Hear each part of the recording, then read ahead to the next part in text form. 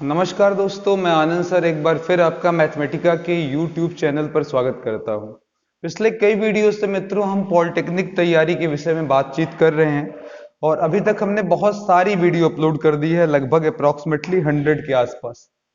आज हम जो चर्चा करने चल रहे हैं वो रसायन का एक बहुत ही महत्वपूर्ण अध्याय है, जहां से कम एक क्वेश्चन, कम से कम क्या एक क्वेश्चन तो जरूर आता ही आता है, या तो थ्योरेटिकल आ जाए, न्यूमेरिकल फॉर्म में आ जाए।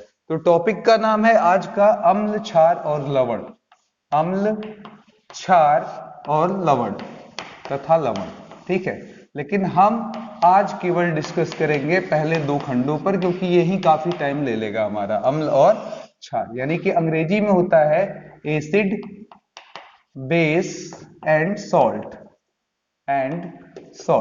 ठीक है। तो आज हमारी हेडिंग का जो चर्चा का विषय है वो केवल अम्ल और क्षार है। अगले वीडियो में हम फिर लवण तथा पीएच पैमाना के बारे में पढ़ेंगे। तो बहुत ही अच्छी टॉपिक है, आइए शुरुआत करते हैं। देखिए क्या है इसमें, क्या चीज हमको जाननी चाहिए, कैसे सवाल आते हैं, ठीक है। तो सबसे पहले अम्ल यानी कि एसिड किसे कहते हैं? तो जवाब है कोई भी पदार्थ जिसे आप पानी में डाल दें, यानी कि वाटर में डाल दें, ठीक है, और वो क्या रिलीज करे? H+ ion. अगर वो H+ आयन दे रहा है तो वह क्या कहलाएगा? अम्ल कहलाएगा। इसके अलावा भी स्वाद अगर इसका पूछा जाए तो पुराना जुगाड़ यही था, ये स्वाद में क्या होते हैं? खट्टे होते हैं। कैसे होते हैं? खट्टे होते हैं। इनको टेस्ट करेंगे तो आपको खट्टापन आएगा। तो ये भी एक पहचान है एसिड की। इसके अलावा ये क्या कर सकता है? तो जवाब है लिटमस। अगर ब्लू लिटमस हो यानी कि नीला लिटमस हो, नीला लिटमस हो। आप कहेंगे सर लिटमस क्या होता है? तो जवाब एक पेपर है, लिटमस पेपर होता है जिससे हम इसका ट्रायल लेते हैं। अगर ये नीला लिटमस इसमें डुबो दें तो ये नीला किस में बदल जाता है मित्रों? लाल में बदल जाता है। तो ये बेसिक फॉर्मूले थे, बेसिक बातें थी। और ये जो हमारा H+ आयन वाला परिभाषा है ये हमारे आर्हेनियस साहब ने दिया था, ठीक है। अब इसमें थोड़ा सा सुधार हो रहा है, वो क्या है? ब्रोंस्टेड-लॉरी। ये अगले वैज्ञानिक है जिन पर हमारा सवाल हर ईयर में पूछा जाता है। तो सबसे पहले ब्रोंस्टेड-लॉरी के डिफिनेशन ले ले। ब्रोंस्टेड-लॉरी भी यही कुछ बोल रहे हैं, लेकिन उनके बोलने का जो अनोखा तरीका है वो समझिएगा।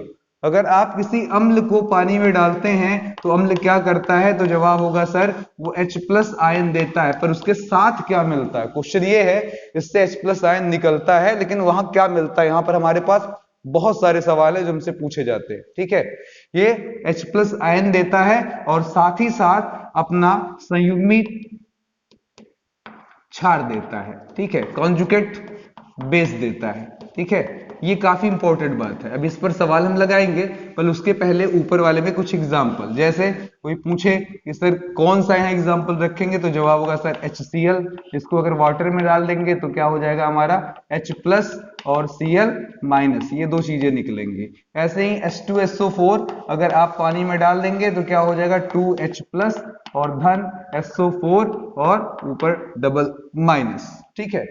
तो ये होता है हमारा डिफिनेशन। तो HCl, H2SO4, CH3, COOH ये सभी क्या है? हमारे अम्ल हैं, ठीक है। अब सवाल उठता है ब्रोंस्टेड-लॉरी वाले मुद्दे पर। इस पर कई साल पॉलिटेक्निक ने क्वेश्चन पूछा है। हमको एक क्षार दे देगा और कहेगा, सॉरी, हमें एक अम्ल दे देगा और कहेगा इसका संयुग्मी क्षार ज्ञात करो। तो मैं सीधे उसी टाइप के क्वेश्चंस उठा रहा हूं। लिख रहे हैं निम्न में, क्वेश्चन हमारे क्या है? निम्न में संयुग्मी क्षार ज्ञात करो। यानी कि आपको एसिड दिया होगा तभी संयुग्मी क्षार पूछ रहा है, ठीक है। या निम्न अम्ल का आप यहां कर दीजिए संयुग्मी क्षार ज्ञात करो, ठीक है। ये क्वेश्चन आपसे पूछा जाए तो जवाब होगा सर बहुत ही सिंपल जवाब है, इसमें कोई दिक्कत नहीं होगा। हम H+ निकालेंगे और आंसर दे देंगे। तो इधर देखिएगा जरा, पहला सवाल हमसे पूछा गया HBr, ठीक है, HBr। और दूसरा सवाल हमसे पूछा गया है आया हुआ HPO4, ऊपर 2 माइनस है हमारे पास, ठीक है, डबल माइनस है, ठीक है। अब इसके बाद कहता है एक NH4, देखिएगा एक ही बार में लगाऊंगा, बहुत ही आराम से सब समझ में आ जाएगा। NH4+ और साथ ही साथ CH3COOH, ठीक है, CH3COOH। तो यहां पर देखिएगा क्या होगा संयुग्मी क्षार का मतलब। तो जवाब हुआ सर HBr को जब आप पानी में डालेंगे तो ये H+, इसी H+ को हम लोग एक और चीज बोलते हैं मित्रों, इसे प्रोटॉन बोलते हैं। क्या बोलते हैं? प्रोटॉन। तो ब्रांस्टन लारे ने यही कहा था कि अम्ल से अगर प्रोटॉन निकाल लिया जाए तो संयुग्मी क्षार मिलेगा। तो चलिए मैंने ये एक H यहां से निकाल लिया, तो जवाब हुआ सर एक H निकाल लेंगे तो क्या बच जाएगा, Br के ऊपर क्या बचेगा, माइनस। तो H प्लस निकालने के बाद जो बचा वही आपका क्या है, संयुग्मी क्षार। क्लियर हो गया? अब यहां पर देखिएगा, यहाँ है H और PO4, हम H अगर निकाल लेंगे तो यहाँ H प्लस आएगा, लेकिन चूंकि यहाँ पर एक प्लस आया तो उधर भी बैलेंस करने के लिए एक माइनस बढ़ाना पड़ेगा, तो आपका हो जाएगा PO4 और वहां पर ट्रिपल माइनस लग जाएगा। ये हिस्सा हमारा क्या हो जाएगा, संयुग्मी क्षार हो जाएगा। ठीक है, अब इसके बाद तीसरे क्वेश्चन पर आते हैं। इसमें भी हम क्या करेंगे, H प्लस निकाल लेंगे और पूछेंगे कि सर इसमें क्या आने वाला है। ठीक है, तो बोलिए यहां से अगर हम H प्लस आयन एक निकाल लेते हैं तो हमारे पास क्या बच जाएगा, तो जवाब होगा सर NH3 प्लस। एक H प्लस निकाला है, अभी 3 बाकी है इसके पास, तो ये देखिए NH3 प्लस, ये हमारा क्या हो गया, संयुग्मी क्षार हो गया। आगे CH3COOH, आसान है ये तो, आप तो इजीली बता सकते हैं मित्रों। H प्लस अगर निकाल लें तो क्या बच जाएगा, CH3COO पर माइनस, अगर यहाँ एक प्लस तो वहां एक माइनस। ठीक है, ये आपका हो गया संयुग्मी क्षार। तो ये सारे क्वेश्चन आपके पॉलिटेक्निक एग्जाम में अलग अलग ईयर्स में पूछे गए, इसमें कोई प्रॉब्लम तो मुझे नहीं लगता है आपको होनी चाहिए। अब यहाँ एक छोटी सी डिफिनेशन हम लोग बढ़ा सकते हैं चाहे तो, वो क्या है, प्रबल अम्ल किसे कहते हैं और निर्बल अम्ल किसे कहते हैं। यहाँ निर्बल बोलने का मतलब मेरा है कि हम लोग ये जानना चाहते हैं जो दुर्बल अम्ल। ठीक है, तो अम्ल कितने प्रकार के होते हैं, एक तो प्रबल अम्ल, ठीक है, यानी कि अंग्रेजी में हम लोग इसको बोलते हैं स्ट्रॉन्ग एसिड, और दूसरी तरफ हमारे पास दुर्बल अम्ल होता है। ठीक है, अब इन दोनों में क्या खासियत है ये ध्यान दीजिएगा, ये हमारा होता है वीक एसिड। ठीक है, वीक एसिड ये हमारा होता है। तो प्रबल अम्ल और दुर्बल अम्ल में हमें क्या सीखना और समझना है वो थोड़ा सा ध्यान दीजिएगा। प्रबल अम्ल ऐसे होते हैं जिन्हें पानी में डालने पर वो 100% आयनित हो जाते हैं। फिर से सुनिएगा, प्रबल अम्ल ऐसे होते हैं जिन्हें पानी में अगर डाल दो तो 100% आयनित हो जाते हैं। ठीक है, जैसे आप कहेंगे तो जवाब वही है, HCl हमारे पास है, ये जाएगा तो H प्लस और Cl माइनस हो जाता है। ठीक है, अब दूसरा हमारा क्या है, दुर्बल अम्ल। इन्हें अगर हम पानी में डालेंगे तो ये 100% आयोनाइज नहीं होंगे, इनका कुछ भाग आयोनाइज्ड होगा, जैसे HCN। ठीक है, जैसे HCN। अब इसको तोड़ेंगे तो ये H प्लस CN माइनस आएगा, लेकिन ध्यान दीजिएगा H प्लस पूर्ण रूप से आयनित नहीं हुआ होगा, उसका कुछ भाग रह जाएगा। ठीक है, अब यहां पर ये चीज ध्यान दीजिएगा कि आंशिक रूप से ये बचा हुआ जो H प्लस है वो बाकी बचे वाटर से रिएक्ट कर कर क्या देगा, ये क्वेश्चन अच्छा बन सकता है कि अगर ये H प्लस जो बचा होगा आंशिक रूप से हमारे पास या यहाँ या वहां कहीं का भी, वो अगर रिएक्ट करेगा बाकी बचे शेष वाटर से, पानी से, तो हमें क्या देगा, तो जवाब होगा सर H3O प्लस। क्या देगा ये, H3O प्लस। ठीक है, ये क्या है आपका जवाब है, इसे हम लोग हाइड्रोनियम आयन के नाम से जानते हैं। ध्यान दीजिएगा, हाइड्रोनियम आयन। आपसे अच्छा सवाल बन सकता है कि अगर आपका जो बचा हुआ H प्लस है वो वाटर से रिएक्ट कर ले तो उस स्थिति में हमें क्या प्राप्त होगा, तो जवाब होगा सर H3O प्लस यानी कि हाइड्रोनियम आयन। क्लियर हो गया? अब सवाल उठता है सर कि कुछ और भी बात अम्लों के बारे में बता दें, तो सबसे पहले इंपॉर्टेंट बात है कि अम्लों की प्रकृति जो होती है वो क्षारक होती है। क्षारक का मतलब किसी भी चीज पर जाकर उसको मतलब कमजोर करता है।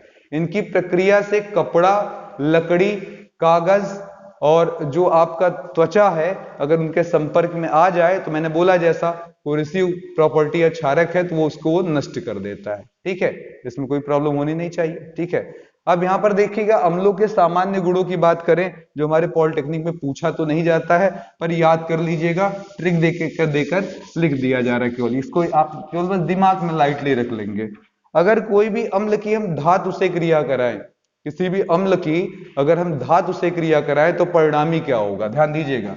अगर किसी धातु से हम अम्ल की क्रिया कराएं तो क्या मिलेगा, तो जवाब है जो मिलना है वो मिलेगा सर, यौगिक जो मिलना होगा वो मिल जाएगा। ठीक है, और साथ ही साथ आपको H2 प्लस H2 गैस निकलेगी, हाइड्रोजन गैस यहां से निकलेगी। अब यहां पर एक सवाल बनता है ऑब्जेक्टिव बढ़िया कि किसी धातु को, ठीक है, किसी धातु में हमने क्या किया, मान लें यहां पर धातु के पार्टिकल्स हैं, उसमें हमने अम्ल मिला दिया, ये अम्ल है और ये हमारा धातु है। तो जब क्वेश्चन ये बनता है किसी धातु में अम्ल डाला और हम यहाँ पर ऊपर एक माचिस ले गए, जलती हुई माचिस, तो ये पॉप पॉप की ध्वनि के साथ, पॉप पॉप की ध्वनि के साथ, ठीक है, ये जलने लगती है। फक फक जो होता है ना, ऐसे आप बोलते हो, ऐसे ही पॉप पॉप इसको बोलते हैं हम लोग, पॉप पॉप की ध्वनि के साथ जलने लगता है। तो अभी तो मैंने आपको बता दिया है, ठीक है, आप आराम से समझ रहे हैं कि सर ये क्या होगा। क्वेश्चन ये पूछा जाता है कि जब किसी धातु, कोई भी नाम ले लेगा, जिंक है, उसमें H2SO4 ही डाल दिया। अब जब हम उस टेस्ट ट्यूब के ऊपर माचिस ले गए तो माचिस पक पॉप पॉप की ध्वनि के साथ जल रहा है, तो वो कौन सी गैस निकल रही है? तो जवाब होगा सर हाइड्रोजन गैस। पहला कॉन्सेप्ट क्लियर है, ऑब्जेक्टिव हमारे माने हैं और बाकी चीजें हमको उस पर बहुत क्लियर नहीं करना है इस वाले सेक्शन में। अगला है हमारा धातु कार्बोनेट। धातु कार्बोनेट की अगर अम्ल से क्रिया कराएं, इसी के साथ ही आप एक और भी नाम लिख लें, धातु, ठीक है, कार्बोनेट तो आपने लिखा ही है, हाइड्रोजन कार्बोनेट भी लिख ले, हाइड्रोजन कार्बोनेट, हाइड्रोजन कार्बोनेट, क्योंकि दोनों का रिजल्ट सेम ही आना है, प्लस अम्ल। अगर ये क्रिया करेगा तो क्या मिलेगा? ठीक है, तो बहुत ही सिंपल सी चीज है, दोनों में सेम मिलेगा। एक तो लवण मिलेगा, एक कार्बन डाइऑक्साइड मिलेगा और दूसरा वाटर मिलेगा। फिर से सुन लीजिएगा, लवण मिलेगा, कार्बन डाइऑक्साइड मिलेगा और वाटर मिलेगा। फिर से सुन लीजिए, यहां भी लवण मिलेगा, यहां भी लवण मिलेगा, यहां भी CO2 मिलेगा, यहां भी CO2 मिलेगा, यहां भी वाटर मिलेगा, यहां भी वाटर मिलेगा। लेकिन इसके पीछे कितना अंक लिखा रहेगा ये बता पाना मुश्किल है। वो आपके सवाल दर सवाल में बैलेंस करने पर डिपेंड करता है कि हमें क्या मिलने वाला है। अंतिम रिएक्शन हमारा है धातु ऑक्साइड। धातु ऑक्साइड को अगर हम क्रिया करा दे अम्ल से तो क्या रिजल्ट हमको मिलेगा? तो जवाब होगा सर ये तो सबसे इजी है, इसमें भी लवण मिलता है और जल, कार्बन डाइऑक्साइड नहीं मिलेगा, बस लवण प्लस जल।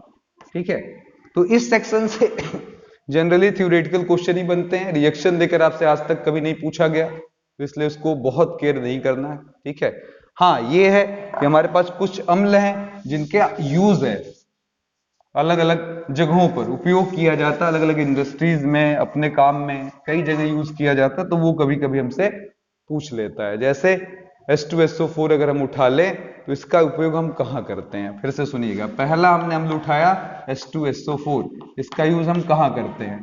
सबसे ज्यादा यार आपके घर में बैटरी लगी होगी, बैटरी में पानी डालते हैं, ठीक है, ऐसा होता है, तो वहां पर लेड बैटरीज में, खासकर लेड बैटरीज में, पेट्रोलियम उद्योग में हम इसका प्रयोग करते हैं। कहां यूज करते हैं? लेड बैटरीज में।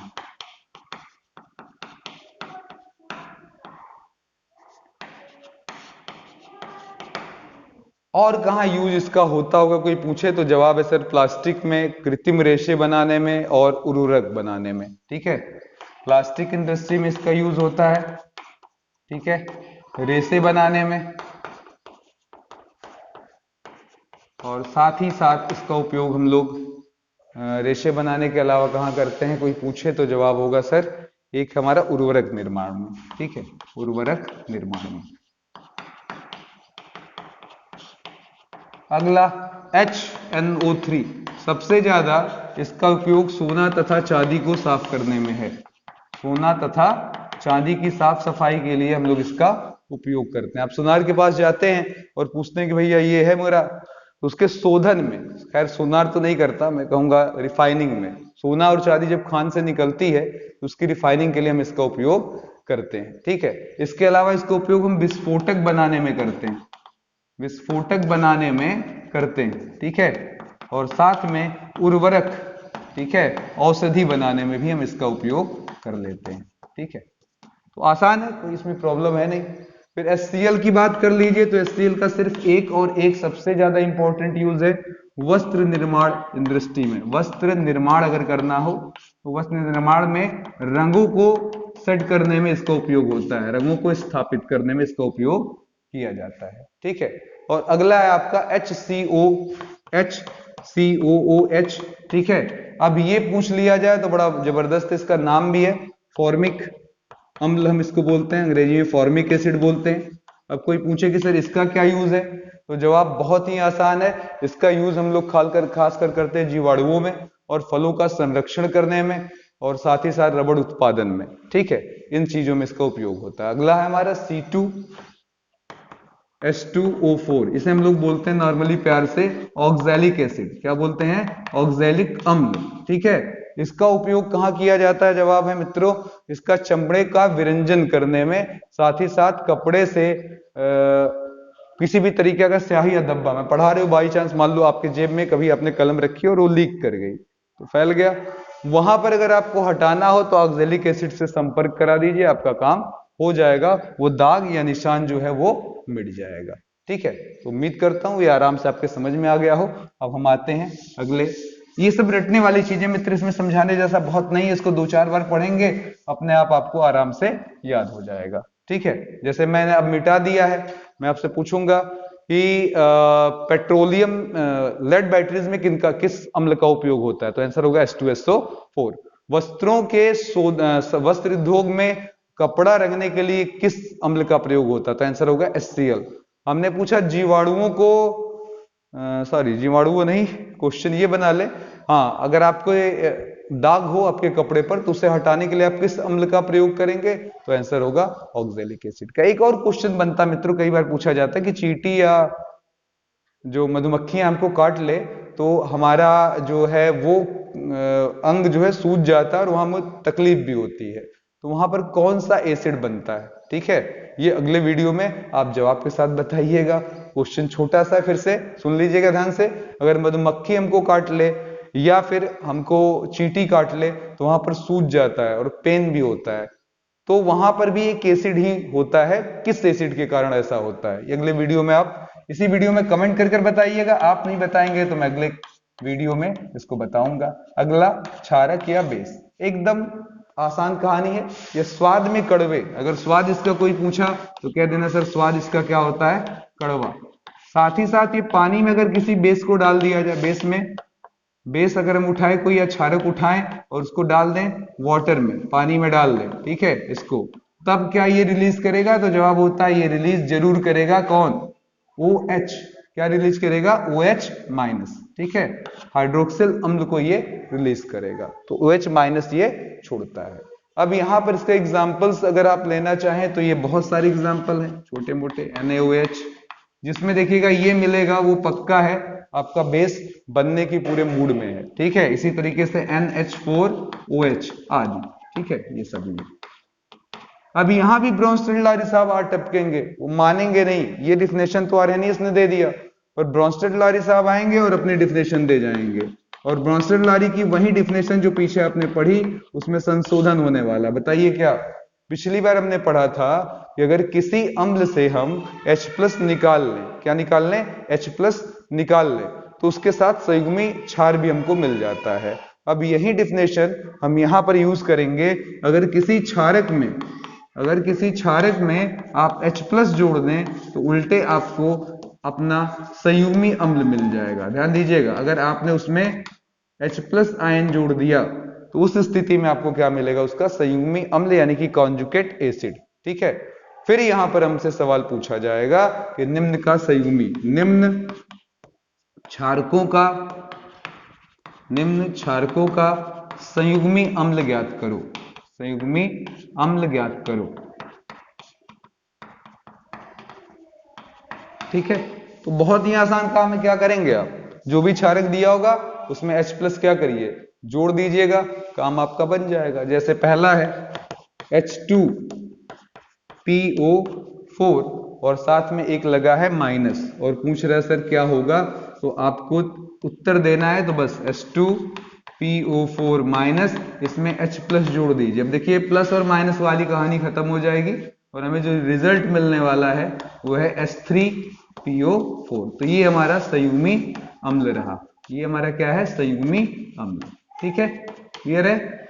आगे चलते हैं अगले क्वेश्चन की तरफ। NH2-।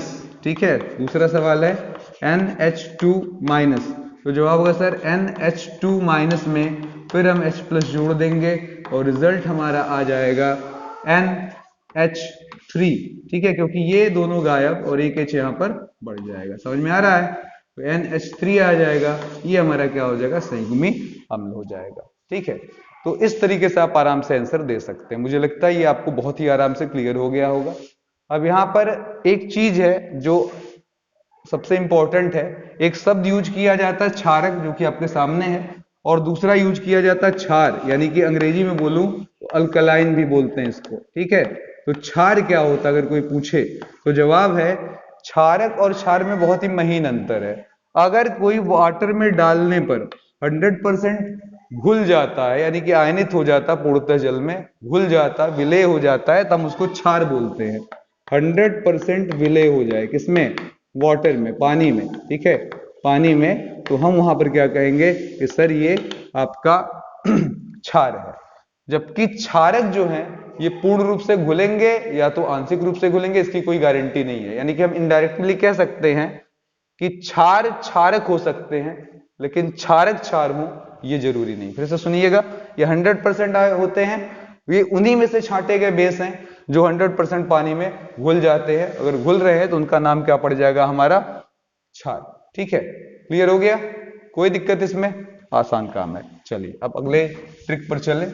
अभी मैंने थोड़ी देर पहले आपसे लिटमस पेपर की बात किया था, तो लिटमस पेपर अगर हम यहाँ यूज करें तो यहाँ उल्टी कहानी होती है।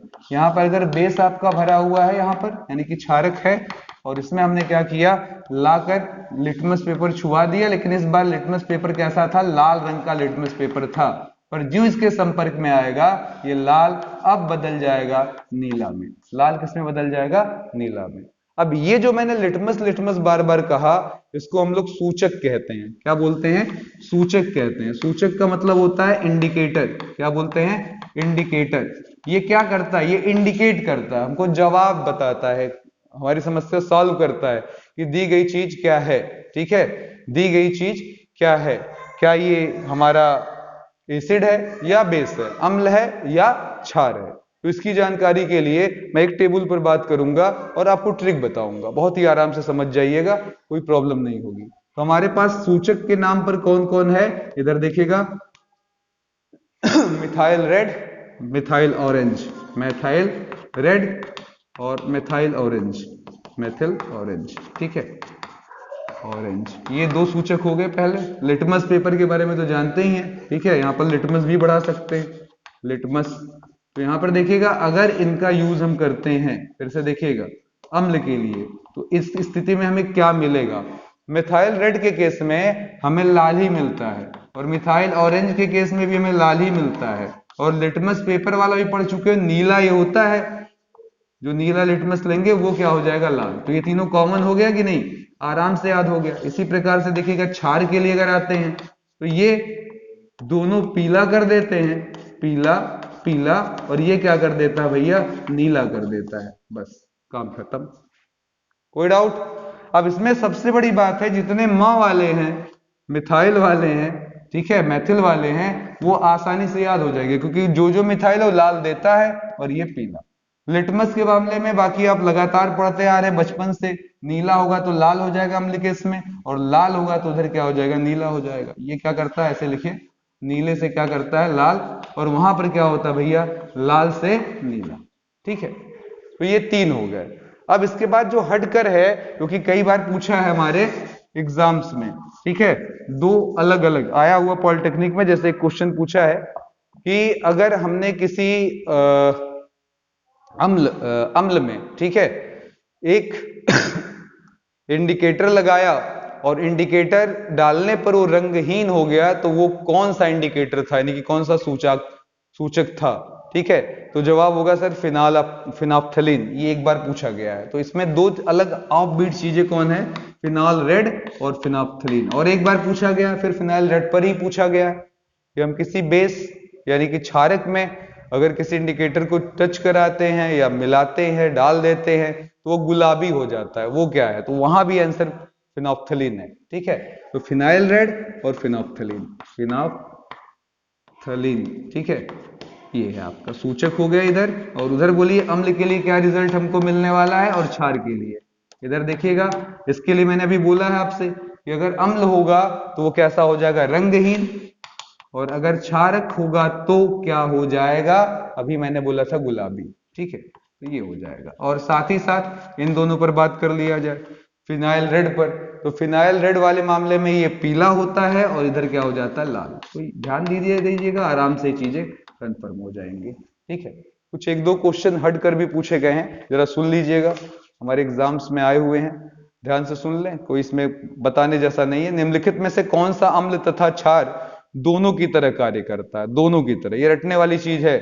SO4 2 minus HSO4 minus H2SO4 and 2H4। तो मित्रों इसमें ऑप्शन बी यानी कि HSO4 ऊपर माइनस अम्ल और क्षार की दोनों की तरह बिहेव करता है, ठीक है, ये अम्ल भी होता है और क्षार भी होता है। अगला, निम्न में से कौन सा अम्ल तथा क्षार दोनों की तरह व्यवहार करता है, ऑप्शन सुनिएगा, अपने आप समझ में आ जाएगा। HCl दिया था, H2SO4 दिया था, फिर C दिया था H2O और D दिया था हमारा NH3।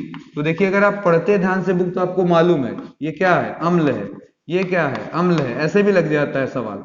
ये क्या है, NH3, अभी मैंने एक सवाल भी बताया NH3 पर, ठीक है, क्या था हमारा इसके पहले वाले सवाल में, NH3 वाले में अम्ल में आपने देखा है ना, NH3 हमारा ये भी अम्ल है, ठीक है। तो यहां पर H2O बचा। अब अगर H2O को आप रिलीज करते हैं तो क्या होगा, H प्लस और OH माइनस आयनित होने पर, तो H प्लस होने पर ये एसिड का टेस्ट देगा, OH होने के नाते माइनस का भी टेस्ट देगा, इसलिए सही ऑप्शन क्या हो जाएगा आपका, H2O। तो दो लोगों को याद कर लीजिए, एक HSO4 को और एक H2O को, ये दोनों ही किसका कार्य करते हैं मेरे दोस्तों, ये दोनों ही हमारा अम्ल का कार्य करते हैं, सॉरी अम्ल और क्षार दोनों का कार्य करते हैं। तो उम्मीद करते हैं मधुमक्खी वाला जवाब कोई बोलना चाहे तो बोल सकता है, मैं चलते चलते पूछ लूं, मधुमक्खी या चींटी के काटने पर, मैं ज्यादा वेट नहीं कराऊंगा, नहीं तो हो सकता है अगले वीडियो में भूल जाता है कभी कभी, तो कई बार बच्चे कहते सर आपने बताया नहीं। मधुमक्खी या चींटी के काटने पर हमारे शरीर में जो अम्ल बनता है उसका नाम है फॉर्मिक अम्ल, ठीक है। एक क्वेश्चन और भी बन सकता है, ध्यान से सुनिएगा, बेकिंग सोडा लगाते हैं अगर हम उठाकर मधुमक्खी काटने वाले स्थान पर तो हमें आराम मिलता है, ऐसा क्यों होता है, तो आपने अभी अभी समझा वो अम्ल है। अभी अगले क्लास का मैं शुरुआत कर दे रहा हूं आज ही से, वहां अम्ल होता है फॉर्मिक अम्ल, और जब आप उस पर बेकिंग सोडा लगाते हो वो क्षारक होता है, दोनों मिलकर लवण बन जाते हैं और आपको आराम मिल जाता है, सुकून मिल जाता है दर्द से, ठीक है। तो उम्मीद करता हूं आज की वीडियो आपको बहुत पसंद आए, बहुत सारे प्यारे प्यारे कमेंट हमको मिले। उम्मीद के साथ मैं आनंद सर आपसे लेता हूं इजाजत। जय हिंद, जय भारत।